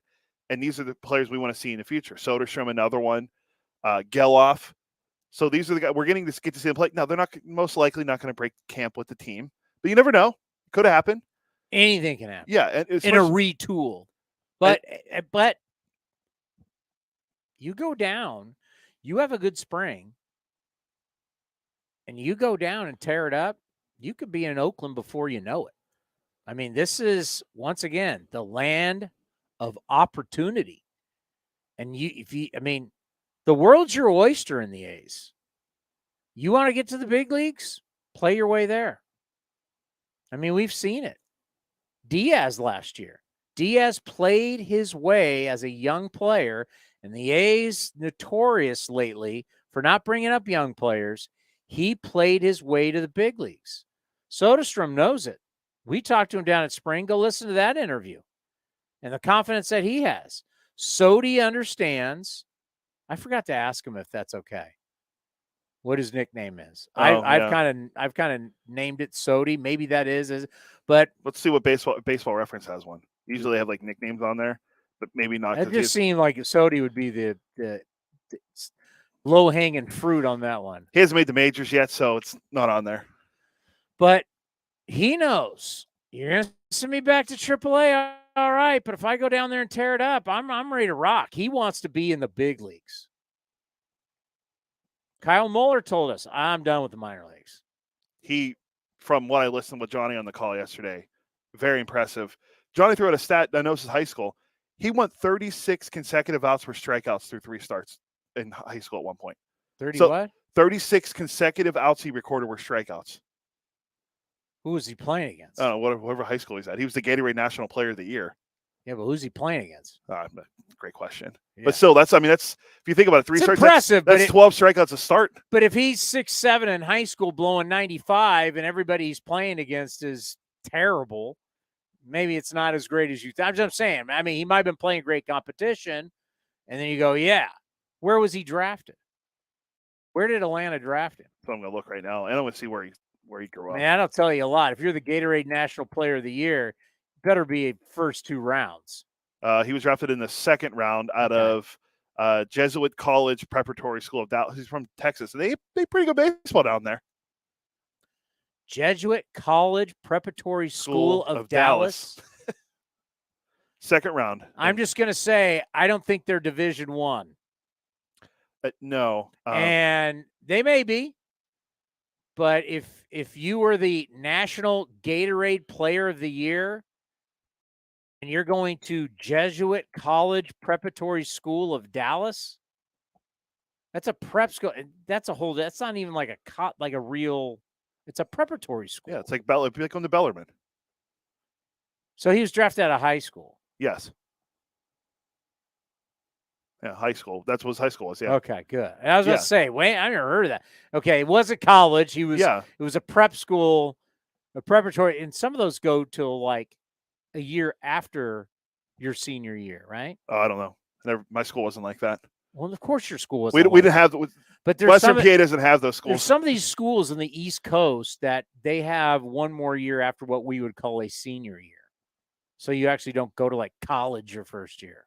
Oh, yeah, I don't know. The only player I ever followed that closely was Bryce Harper and being the GED guy. That's a legendary story. I'm going to leave high school early and roll into junior college when it should be my senior year. Like your senior year, you remember those great moments of your senior year, and you're going to do prom and homecoming and all that kind of stuff. Nah, I want to get drafted. I mean, I think it's worked out. I think things are going to work out for Bryce Harper. I think he might have a career in the major leagues. I think he's going to be okay. Good news about him. I love Bryce Harper. Yes, I don't know how you not like Bryce Harper. This guy as a superstar, he comes to play, played hurt, helped his team to the World Series.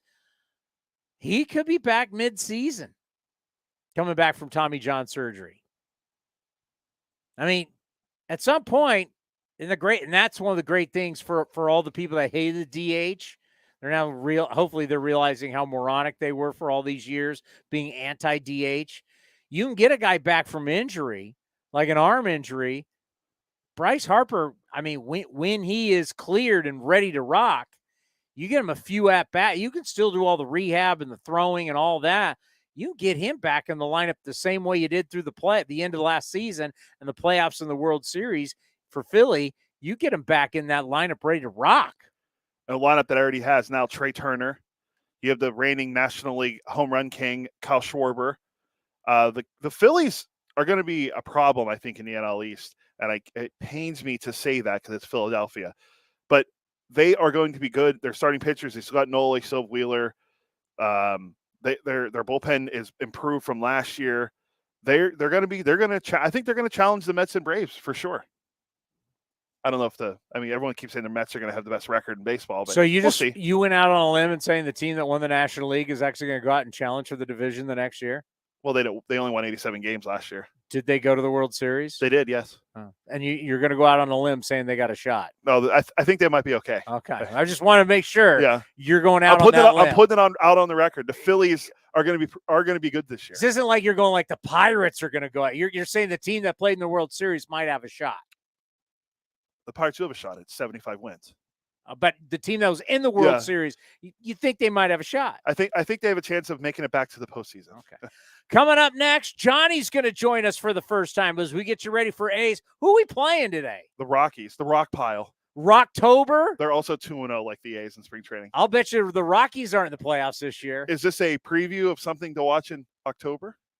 Can you imagine Rockies A's World Series? We'll put it to Johnny. Is this a preview of Game 1 of the World Series? Next, right here on A's Cast Live. It's that time of the year. Single game tickets are now on sale for the 2023 season. Secure your tickets for some of the biggest matchups, fireworks, drone shows, giveaways, and more. From opening weekend against the Angels to the 50th reunion of the 1973 World Series team, to unique giveaways like Pit Viper glasses. There is so much happening at the ballpark this season. Don't miss out on other homestands as we take on the Giants, Padres, Yankees, Cubs, and Braves. Visit athletics.com/tickets to get yours now. That's athletics.com/tickets. Chevron with Techron has unbeatable engine cleaning power, and it gives you unbeatable mileage for all kinds of unbeatable destinations. Like time in the sun at the beach, or time in the sun riding roller coasters, or a day in the sun hiking mountains. Well, probably just one mountain would be enough for a day, but hiking a mountain is still an unbeatable choice for how to spend time. Download the Chevron app now to get unbeatable mileage at locations near you. If you're looking for a new mattress, Nest Bedding has you covered. Sleep on the same mattress Hall of Famer Ricky Henderson sleeps on. Nest Bedding is a national brand with family-owned prices and service. You can shop at one of their Barrier locations, and all stores are sanitized and safe, or you can navigate their easy-to-use website, nestbedding.com. That's nestbedding.com. Green and Gold fans, use the coupon code Oakland and you'll get 10% off your entire order. Nest Bedding, love where you sleep.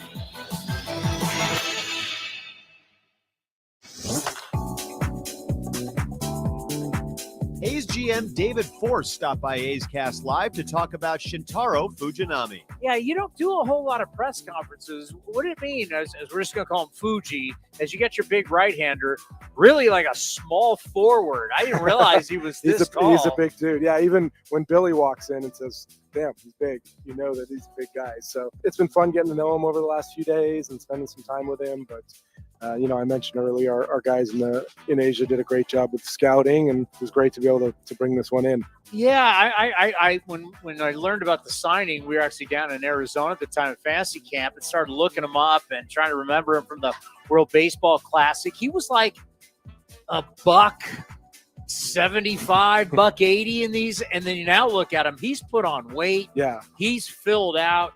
Just talk about what you've seen, especially we've heard the last 3 months about velocity in the split finger. Yeah, I mean, you thinking about a guy who's been in the big leagues for 10 years over there, and you don't think about a guy who's still really developing, but he was in the big leagues at 18 years old. So he's really, matured over his career, obviously went through some difficulties in 16, 17 with command. He even spent some time in the minors the past couple of years, but we really did a good job following him through the minor leagues, staying on him, and his last month and a half in Japan, he made a couple starts in August where he dominated, and we watched a lot of video, talked a lot about him leading into the off season, and then really just stayed on this deal until we got it done. You can watch the full interview at youtube.com/athletics or listen at athletics.com/A'sCast.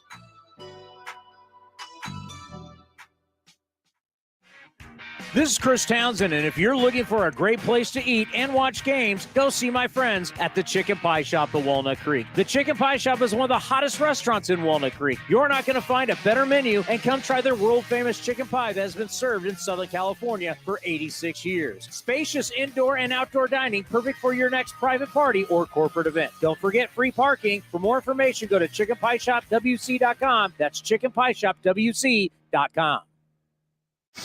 A's Cast Live continues from the town. Here's Chris Townsend. Well, if you're in the Bay Area right now, you know that it's pouring outside. The amount of snow that is everywhere, like the snow level is so low. I mean, at some point, this whole the snowpack could still melt and the drought, you're like, bro, the snow is incredible. This Mount Hamilton down here in the South Bay has a ton of snow. It looks like Tahoe. I got a picture of it the other day. I had to go pick up my wife's birthday gift at Best Buy of Kirtner here in San Jose, and I got the perfect picture of it, of the snow just covering all the Mount Hamilton and everything back there. My kids were they were coming back from Cal Poly. Actually, they're a little bit south of SLO, but they went to Cal Poly, check out the campus, and they're coming back saying, showing pictures of all this. There's snow everywhere. It's snowing in L.A. Yeah, it's weird. It's really bizarre. In L.A.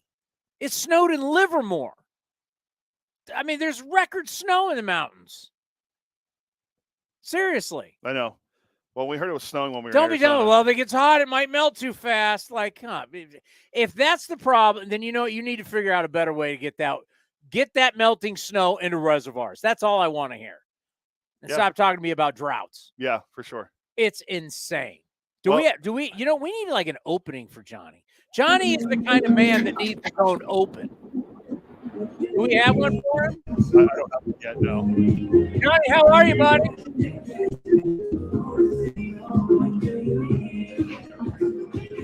Tammy, this area had a great reception the whole way until right now. So I hope you can hear me. I'm having trouble hearing.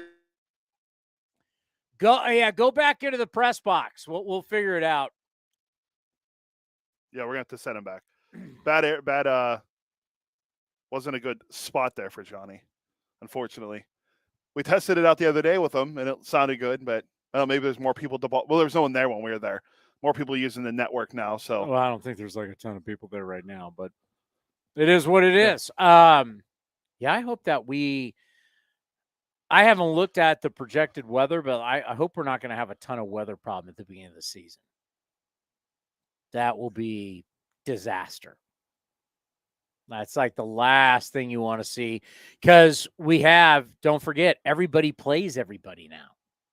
So the schedule is different, and teams are going to come into your city, and you're going to go into cities where you're only there for one series.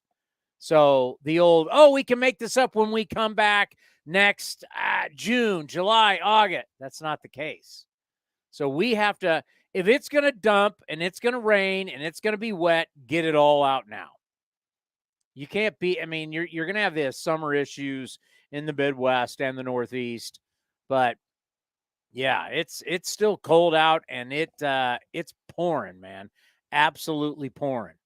Do we have him back? We could try it, but he's still out there, and it still looks kind of spotty. We'll try it though. Let's try it. You guys got me? Yeah, we got you. Good. So how is it there at Hohokam? It's fantastic. People are filing in right now. I'm at the North Patio right now, Townie, at the sponsored by the West Brewing Company, and we're having a ball out here. I got a guy I want to interview here pretty soon if we can get him. I just don't want to. We had kind of spotty reception over there, but I think it's a little bit better now. How you doing, Townie? We're doing great. We had to ask you that the A's are 2-0, the Rockies are 2-0. Is this a preview of Game 1 of the World Series? You know, you might get some pretty good odds on that. It's kind of doubtful, but I do like the Commander's prediction on Philly. He did go on a limb with that, so it was a wild one going Philly. But no, just kidding, Commander. No, it's beautiful out here, blue skies. I know it's dumping over there in the bay, a lot of rain, but it's beautiful out here in Mesa, having a ball. Yeah, it's the best thing. I mean, if you can get out of the Bay Area and out of the cold right now and head down, and one of the things too that you've been really going around the entire ballpark is you realize what a great experience Hohokam is. Incredible. So many areas down the left field line, down the right field line. There's cornhole, people gathering together, having a great time. So it's the place to be. And, you know, there was some kind of colder weather a couple of days ago, but it's actually right now. Look, you see me, I'm in short sleeve shirt. It's beautiful right now.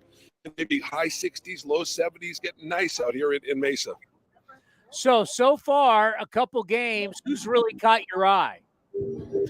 You know, it's really fun to watch all these guys, to watch Muller and Langoliers work together and watch what, you know, those guys work together going through the Braves system, and to watch those guys and watch Langoliers have the 3-for-3, watch him catch Muller. Muller looked really good, 40 pitches, 27 strikes. His stuff looked good. And to see a guy, you know, I talked to Scott Emerson, it's not really about stuff early. It's just kind of getting loose and getting ready, but he looked really good. So did Adam Muller. Muller looked good. Ruiz stole second base. We saw Ruiz on a hit and run, was kind of fooled, and he was at second base and still got to third. The right fielder he still got to third. He's just got blazing speed, fun to watch. There are going to be some stories this year, Townie. I'm telling you, this is going to be a fun team to watch this year. I promise you that. Well, that's something that I'm excited about, not only with the A's, that we've been talking about how they're more athletic, but just all around baseball. We're already hearing people talk about stolen bases again and talking about athleticism. And as someone that's called this game for so many years, it makes for a better product when you're seeing great athletes in speed. No question. And, you know, honestly, you always talk about this, Townie, like it's going to be, you know, you get down the road, it's going to be guys want to get paid, and guys are going to steal between 90 and 100 bases to get paid, right? So you're going to see that, and you're going to see, it is going to be a more exciting brand of baseball. You know, those three guys at the top of that Arizona Diamondback lineup with McCarthy and Alec Thomas and Corbin Carroll, they could steal 50 bases at least. I mean, that's going to be a fun team to watch. The top of that batting order, and you're going to see. I bet you see someone steal 90, 95 bases, maybe 100 bases this year. It's going to be because they were running with reckless abandon the other day. I mean, the top three guys. So it's going to be fun. It's an exciting brand of baseball. I love the pitch timer. I think it's baseball, and the guys are getting used to all the new rules. You know, you saw this in Sacramento. guys, it wasn't hard for him to have a good pickoff move as a right-handed pitcher. But over the years, these younger guys really don't have a strong pickoff move because they did need to have one. So that's why I think early, right? Why not run with the band and get your track shoes on? Let's start taking 90 feet at will. Absolutely. And you're going to look, I think it's after that first disengagement, right? Because that's when guys, I think, are going to, but if you're a pitcher, you're smart. If guys are going to take huge leads, it's going to be timing. I thought Max Scherzer brought up something very interesting yesterday when he talked about the advantage to the pitcher with this timer, where he goes, I control it fine. The batter can't call time every 15, 20 seconds.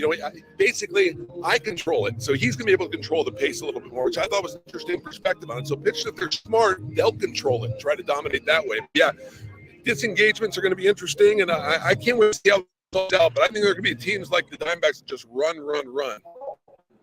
I would do it all. I was trying to get Mark Kotsay to commit to it while we were down there. He wouldn't. Kyle Moeller, when you read 6'7", you go, it seems like a pretty big dude. But when he came out to do the interview with us, you realize he's a large man. In all your time calling baseball, do you have a comp for me? Now that you've gotten to see him pitch, does he remind you of anybody that you've seen in the past?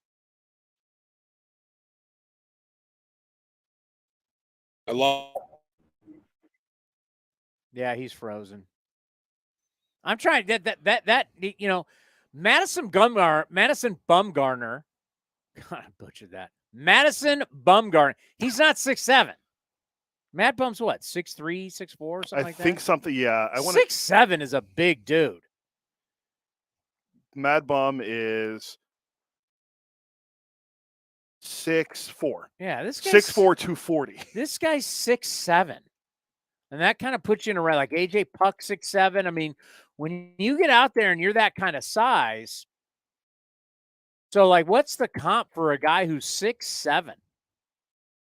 Because that's clearly not Bumgarner, and Bumgarner was a slinger too. He was out to the side. The only big, tall lefty that had success in the majors we can think of is Randy Johnson. Whoa, he's not there. He's not even there whoa. yet. Whoa. What other big lefties can you think of? Bob Nepper. I mean, going old school, but those were guys. I mean, left-handed.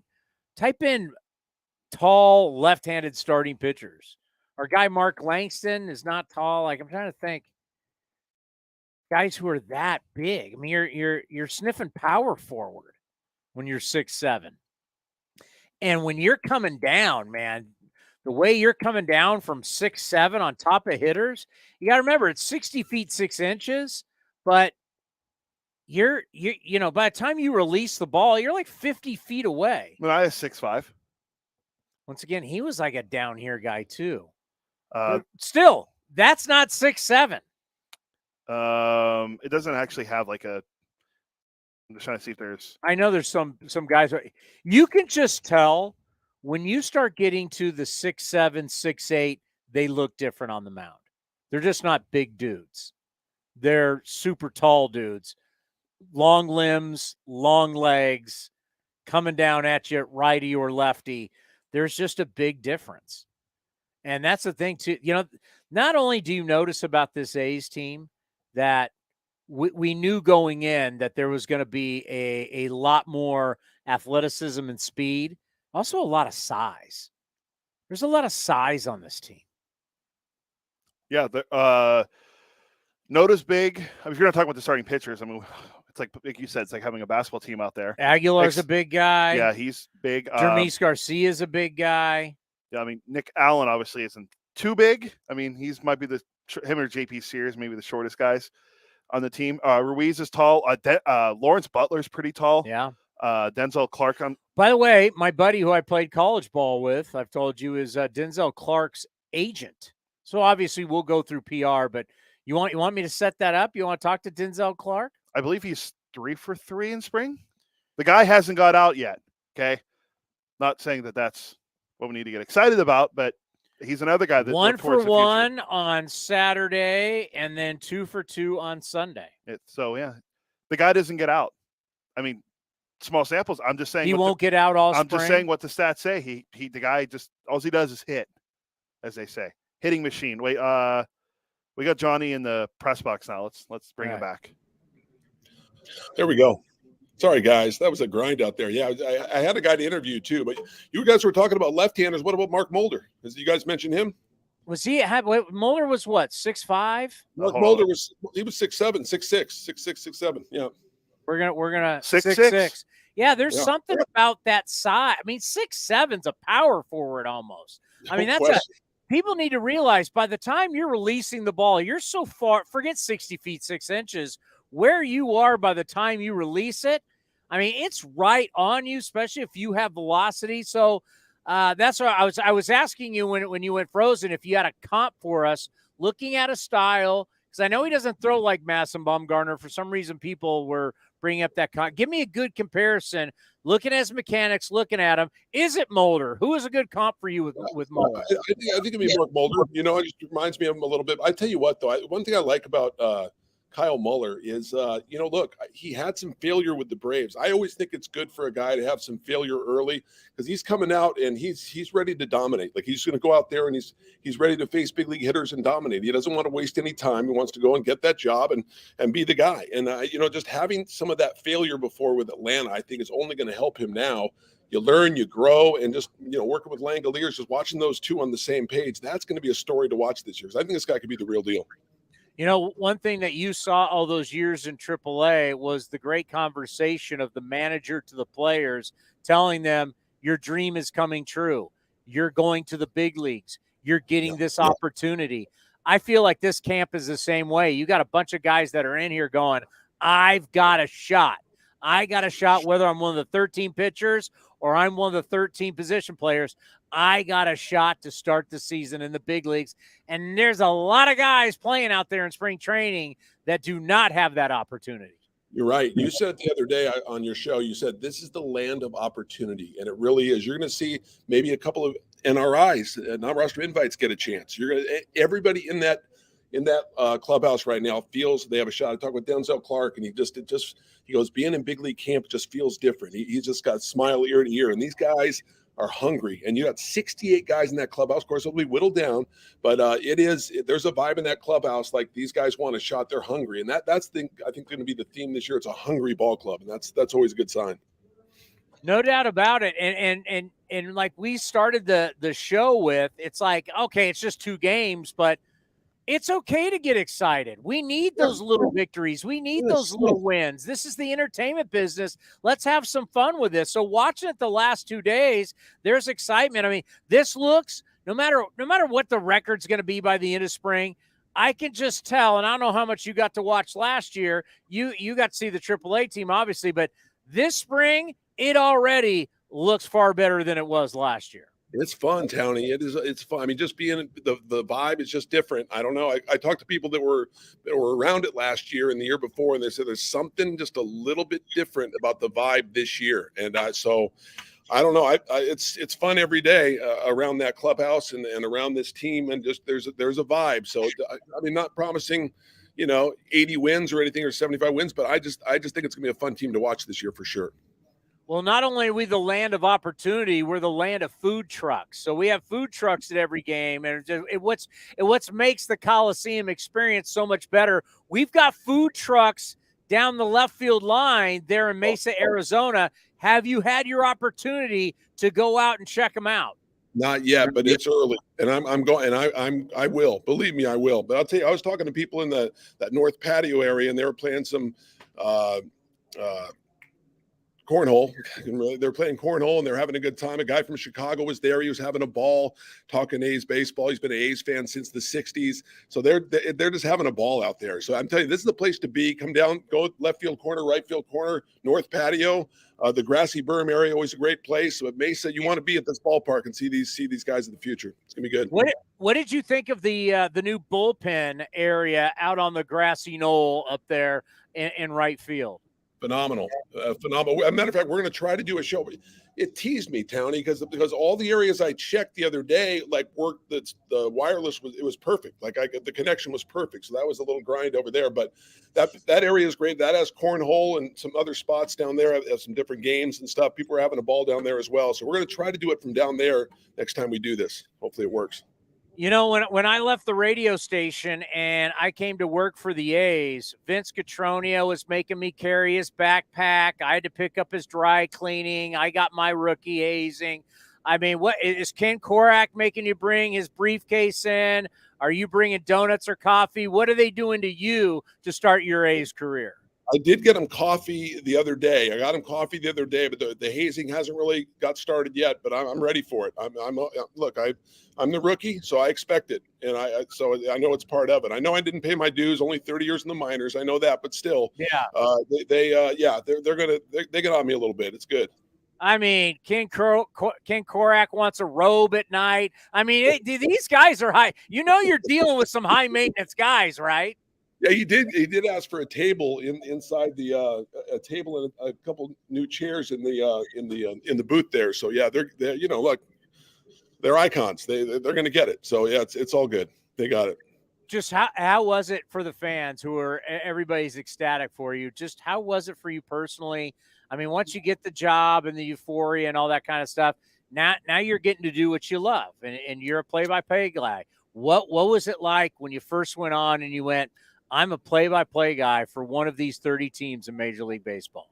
Thanks, Tony. It was amazing. And it's funny because I didn't really feel like I was in the big leagues until I did that first game yesterday, to be honest with you. I felt like I was here but until I did that first game, I didn't feel like I was in the major leagues. And that kind of, during that game, I felt it. And it was, I love this game, and to be able to do it at the highest level is a dream come true. So it was very emotional for me yesterday. There's no question about it. And I felt a lot of love. It was great. Enjoyed it very much. Yeah, you should. I mean, you've done big league games before, but it's now different when you're not like coming in and somebody's out and you're just going to be here for a day or a series. I mean, you're coming in. This is what you're going to do for the entire season. Yeah, it's awesome, Tony. I love it, and just to be around it and be, it's kind of a reunion for me too, because all these coaches, I knew every coach but one coming in. I know all those guys. I know Bushy and Emo and Eric Martins and Everidge and all these guys, even from the minor league level with Fran and Scar and all these guys. So, and seeing Brad LaRosa, the athletic trainer, just all the guys, seeing Mickey Morabito and all the guys, Billy O. So it really is like a reunion for me to see a lot of these guys. We were with the A's from 2001 to 2014. So this is family to me. This is my family. I know it sounds cliche, but I'm back with green and gold where I belong, and I love it here. All right, so what's the game plan when you're doing one of these games and they start throwing in guys with like number 77, number 88? They're not even on the roster. I mean, you basically have to wing it. You got to fake it. What's the game plan? And all of a sudden, a guy's coming up, and you got no clue who this guy is. Oh my gosh, Tony! I got humbled that first game as I was keeping score. Kenny and Vince were doing the game, and all the changes happened in the fifth inning. I mean, literally, there were 9 changes. So you have to just, like you said, you have to just relax. And guys are coming out for that. Yesterday, I got a lot of help from Ken and from Kevin Curran and. Craig Korn helped me out. The PR department helped me out. So I got lucky, but these games are a challenge when you get to the 5th and 6th inning, because you're right. They have a bunch of changes. It's wild. They had 9 changes in 1 inning. Yeah, it was nuts. And Tony, the second baseman was coming in the shortstop. The second baseman was coming in the shortstop spot. So you had guys coming in different spots. It wasn't like a straight switch, right? You had guys going to different spots. You have to wait till they come up because the game day guy doesn't even have it right. So it's a challenge to say the least, but part of spring training. Hey, I'm telling you this: if you start making up names, let's have some fun with that. Because you know what? When we're sitting here listening, when we're listening to the games on A's Cast, hell, we don't know. Have fun with it. Well, the thing is, you got to remember though, there is a family member that some of these guys, the only chance they'll get is in the spring training games. You got to remember. So there is a family member. So if I say Joey Setzer or Bill Tellington or Bill McCormick, names I like to make up. Yeah, it's away from that kid. But I hear you. You could have some fun with that for sure.